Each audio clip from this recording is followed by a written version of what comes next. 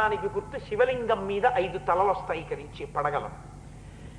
మధ్యలో ఏనుక్కి ఎలా ఉంటుందో అలా 2 దంతములు పైకి కనపడుతుంటాయి శివలింగంలో.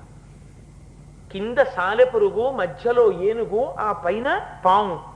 3 కూడా వాసనా బలం చేత ముందు జన్మలలో మనస్సుని సిద్ధం చేసుకోవడం వల్ల ఈ జన్మలో మోక్షాన్ని పొందాయి సుమా అన్న రహస్యాన్ని ఆవిష్కరించినటువంటి క్షేత్రము శ్రీకాళహస్తి.